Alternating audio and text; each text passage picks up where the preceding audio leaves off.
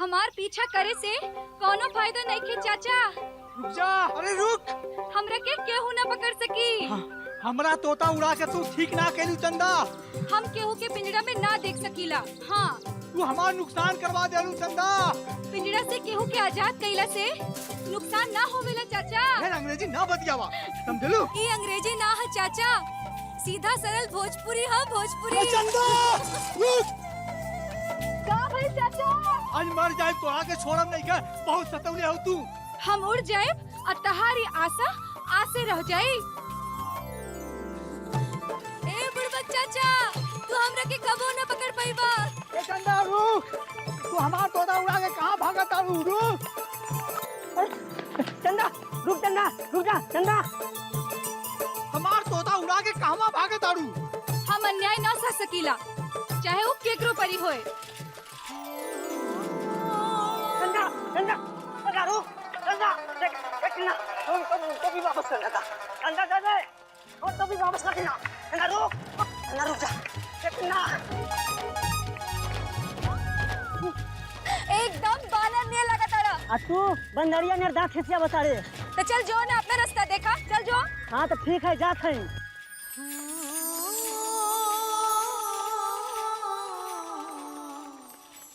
ए चंदा रुक जा।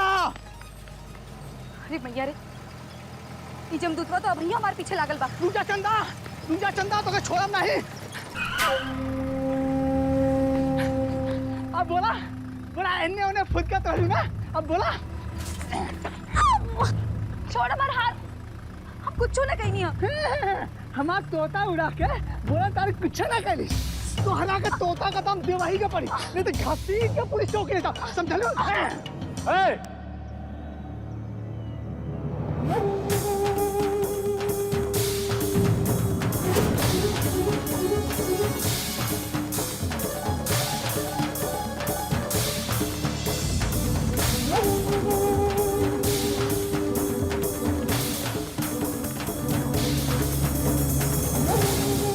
लेकिन कहाँ छोड़ ना छोड़ो, इससे तोता का दाम वसूल के ही रहा बाज।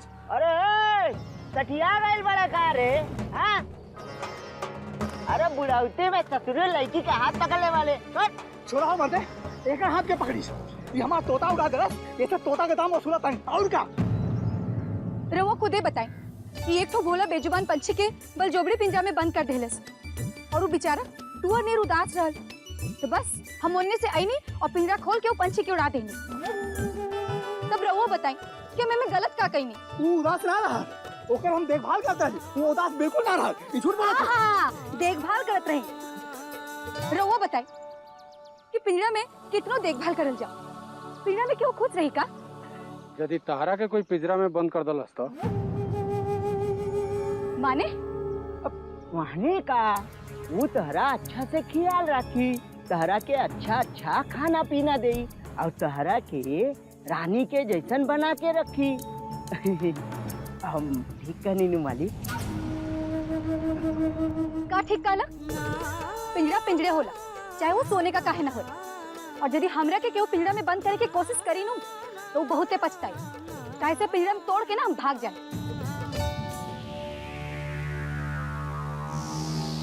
वैसे ही लड़की ठीक कहती है। हाथ छोड़ लड़की के। हम ना छोड़ो, जब तक कि हमें नुकसान का भरपाई ना करी तब तक एक हाथ छोड़बा ना करे। हाथ छोड़।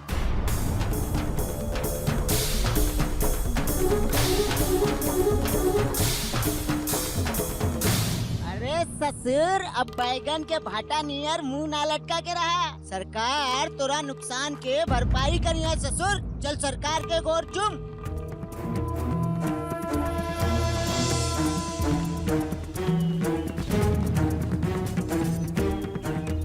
इला पूरा 1000। अरे ये तो बहुत ज्यादा। रवा के सब करे के का जरूरत बा? ये तो हमार फर्ज है। और सुन रे, यदि आज के बाद ते कोनो मासूम पंछी या जानवर के पकड़े के कोशिश कैलिस तो हमरा से बुरा कोई ना हुई। हाँ, बुझाइल तरह के।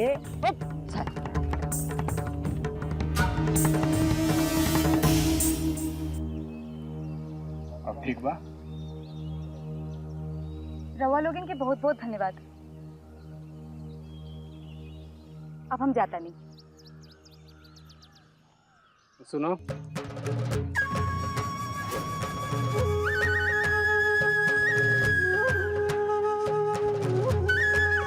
तहार नाम? चंदा। सरकार, नाम तो बड़ा बेजोड़ है। जुबान पर ताला रख। गाँव कौन है? ये रघुपुर। सरकार ही जानना चाहता ने कि उ तेरा बाबूजी का करले। केहू से भीख ना मांगे ले। हम शादी ब्याह और छठी चिला में हल्दी मेहंदी और सोहर गावेली। बढ़िया,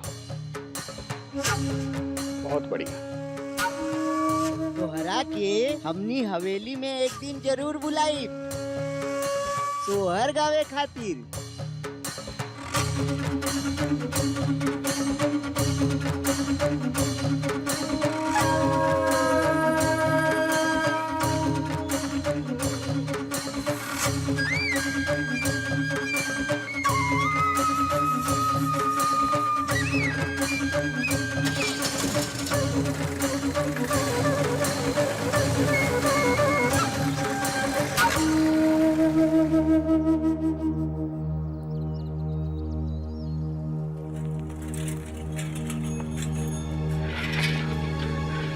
अरे एक तो हमारी बात सुन के जा। जैसे तू आज हमार तोता उड़ा देलू ना, भगवान कहे कि तोके पिंजरा जैसा ससुराल मिला। एक बार पिंजरा में फंसबू ना तो वही में तड़प तड़प के अपन जान दे देबू, समझलू? ए तोताराम, ज्यादा टाई टाई मत करा, तोहर ना चोचे उखाड़ दे। अरे बोर्डली मारो तहर पिंजरा के, हां? पिंजरा में बंद करबा हमरा के? अरे आज तक ले ऐसन पिंजरा नहीं बनल जे चंदा के बंद करके रख सके।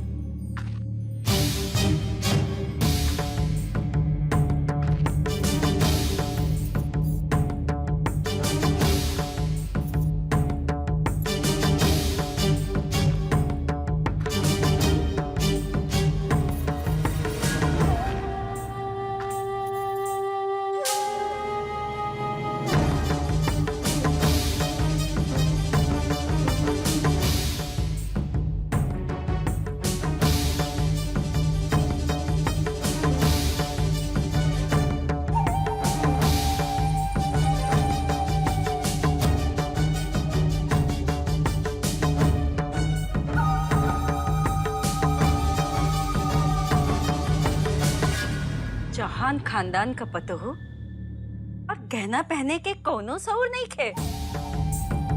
कितना दिन हो गए ब्याह के? तो हार महतारी यदि तोरा के कुछ सिखा देती तो हमरा के टोके का जरूरत ही ना रहा। बाकी ना, बगैर टोके तो तोहार एगो पत्ता न हिले।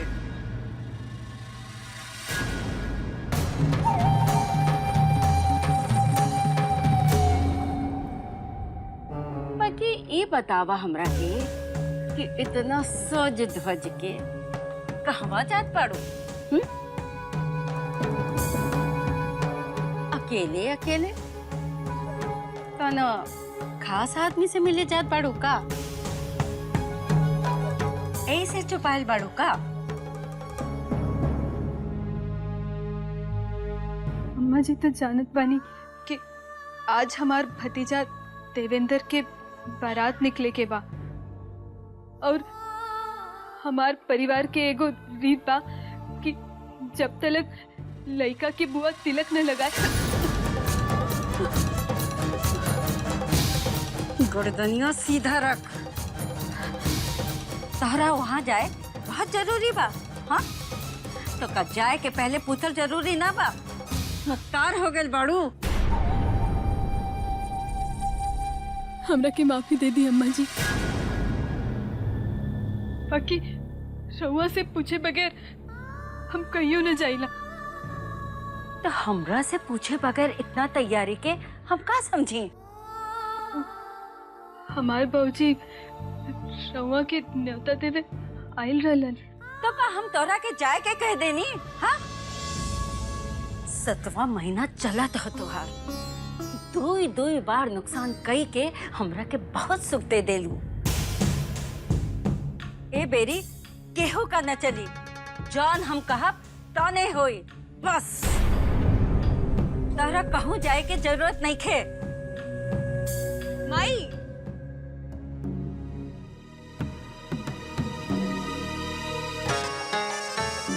का हो सुमन? मंगला दाई आ गईल। आवा मंगला।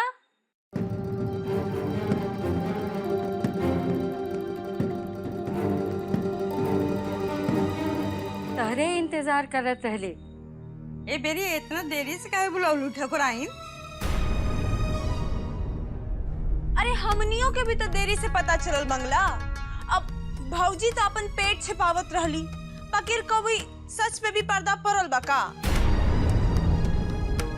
अब जब पेट निकले लागल तो हमनियों के पता चल गईल। तई का ठकुराइन खा जा? का ठकुराइन, ऐसन घड़ी में मिठाई न खटाई रखल जाला। का दुल्हन खट्टा खाए के जी ना करे का? अरे भौजी के ई सब कुछो खाए के जी ना करेला। अब पिछलका 2 बेर ए बात के ख्याल ना रखी। आ देखो का भइल, खराब हो गइल नू। आ खटाई तो आंखों उठा के ना देखेली। अरे का भैल, काहे मुस्कुरात बाड़ू? एकर लक्षण बड़ हलवा। का? रुका।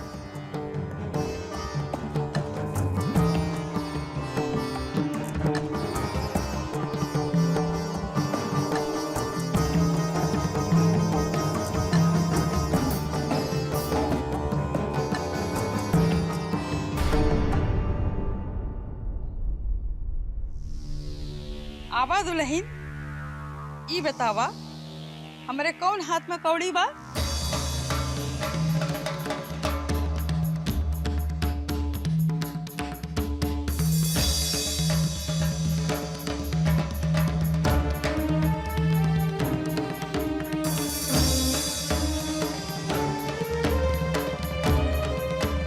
देखा भौजी, खानदान के इज्जत अब तहरे हाथ में बा।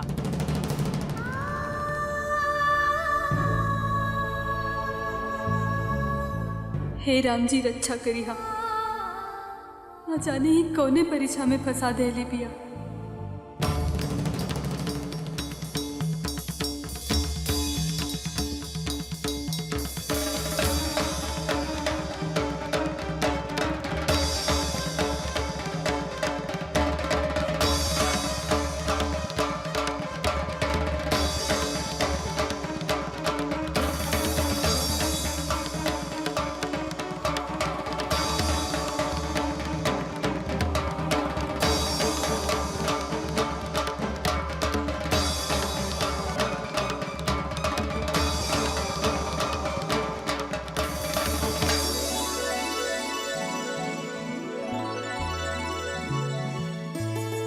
धन्य भाग ठकुराइन, धन्य भाग। का भैल बतावता? ई बेरी तहरा हवेली माँ एगो लड़का आवता।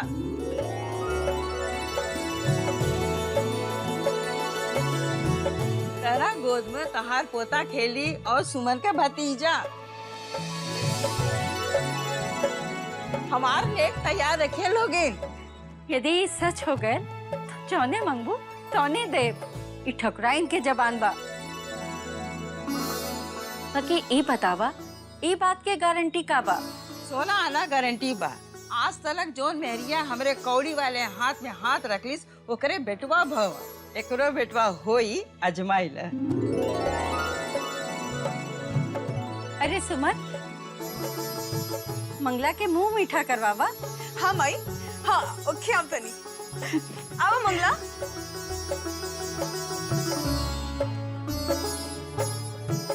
दुल्हन सुन लो है ना, मंगला का कहला सा एक घड़ी तोहार घर से बाहर कदम रखला से कुछो गड़बड़ हो गल था। तोहार अब कहियो आवाज जा ठीक नहीं के, तू निर्भय के बोल दा, वो चल जाई न्योता पुरावे। अरे हमो कह दे का बुझाए।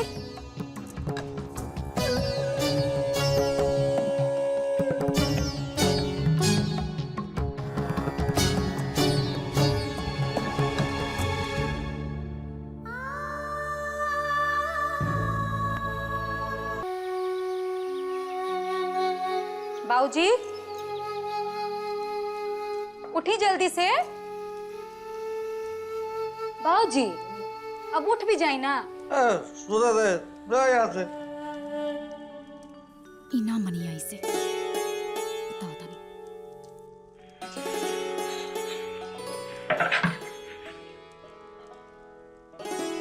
चलिए उठी बाबूजी, अरे बिहान हो गए, अब यहीं तक सुतले बानी। सुधा दे जा जो यहाँ से। अब उठ जाए ना तब पानी उड़ेल दे। अरे बाप रे, ओहो, अरे उठ गई थी ये दादा। अरे अरे हमर करेजा के टुकड़ा, अरे ऐसा का जुलुम हो गई, कितना बिन सरे हमरा के उठा देलू। हां तनी आँख खोल के देखी, सूरज सिर पर चढ़ आइल बा कि बिन सहारा नहीं खे बुझाइल। हाइली चली मुंह धोली। अरे तो पानी हो तो और का चाहिए? ना, अब जल्दी से उठी, हमरा बहुत काम बा। देवेंद्र भैया के बारात खातिर जाए के बा। ठीक बा, उठ गइल बने, जा तू जा, जा।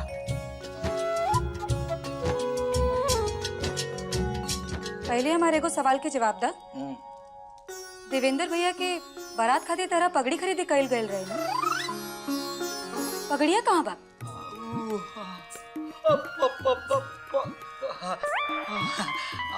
पगड़िया, अरे बाबा, अरे बेटा, अगर हम तारा का बात बताए नू, तारा हमारा बात तो विश्वास नहीं बुझाइल। फिर उहे कहानी। अरे ना बेटा, ये ना कहानी ना हो बुझाइल। तारा का हम बताए तो तारा विश्वास ना होई। हम जब पगड़ी खरीद के आवत रहनी तो हमारा पीछे ढेर बानर पड़ गई सन बुझाइल। अरे अरे बेटा, अरे अगर बात सुनो, झूठ नहीं की बोला, हम सच बोला नहीं बुझाइल। जब हम बाजार से चलनी तो हमारा पीछे पीछे बनरा चल सन, हम तो डर के मारे चलनी भाग, बनरो पीछे पीछे भागे लगल सन। तो में से को बनरा आके हमारा से पूछा था, ए हमने कहा रे, तो हमारा के तोहरा से कोनो मतलब नहीं के, हमारा के तो हई पगड़िया चाहिए। हम कहने रे बोलाइल बड़ा का रे, हम ई तोरा का पगड़ी ना दे, ये हमरा के देवेंद्र के यहाँ पहुंचाओ के बा। कहले तो सब बनरा खहुआ के हमरा और पड़ी रसन, खाओ खाओ खाओ खाओ खाओ। हम तो चलनी भाग डर के मारे, अब भागा तनी पीछे रे बनरा लखे द तरसन, भागत भागत भागत वो हमारे पीछे पीछे अचानक अचानक कहाँ पे हमारा हाथ से पगड़िया छूट के गिर गई। आज कौन तनी ओकरा बाद हम का देखो तनी कि सब बनरा पगड़ी बनत तरस।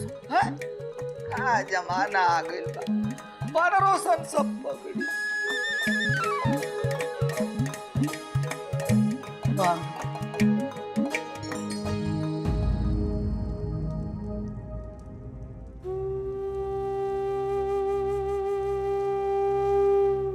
तारी किस्सा कहानी कबले चली बाबूजी? हाँ, हमनी के कुल पैसा तू तो शराब में झोंक देला, तो तारा क्यों लोग पगड़िया किन खिलावे खातिर पैसा देलस, और तू पैसा के भी शराब में उड़ा देला। काहे बाबूजी, काहे? हर घड़ी एक तो नया कहानी लेके आ जाला। एकदम बेलज हो गइल बड़ा बाबूजी, तो एकदम बेलज हो गइल बड़ा।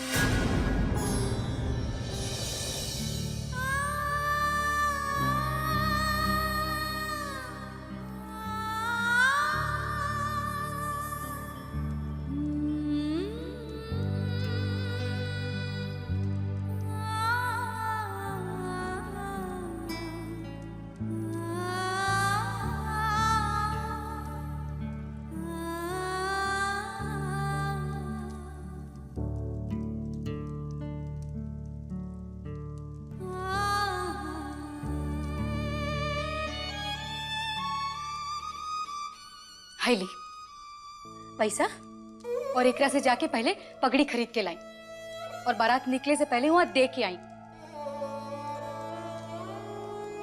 ये पैसा हम कुसुम के फीस खातिर रख ले रही। अब देवेंद्र भैया के घर से जे कुछ नेक बख्शिश मिली उसे हम अपन बहन के फीस भरब। काले फीस भरे के आखिरी दिन बा। मास्टर लोगन कहे तारे कि ये बेर अगर फीस ना भराई तो ओकरा के स्कूल से निकाल दी हैं। भाऊजी हमरा के कुसुम के डॉक्टर बनाए के ह। डॉक्टर बुझाइल?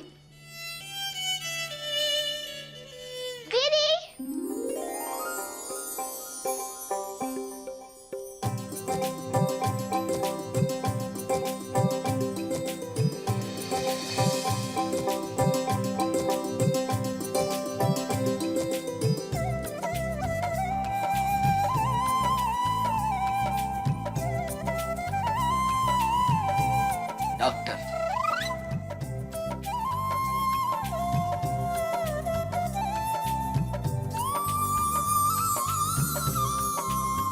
दीदी विज्ञान टेस्ट में हम फर्स्ट आईली हाँ।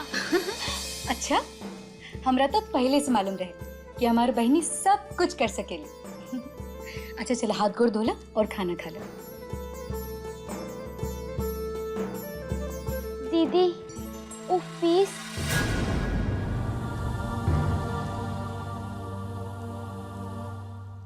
बबुनी काले तार फीस जमा हो जाए। तो सबसे अच्छी दीदी आओ। चल जा। काम करेंगे जग में कुछ नाम करेंगे, कभी नहीं आराम करेंगे।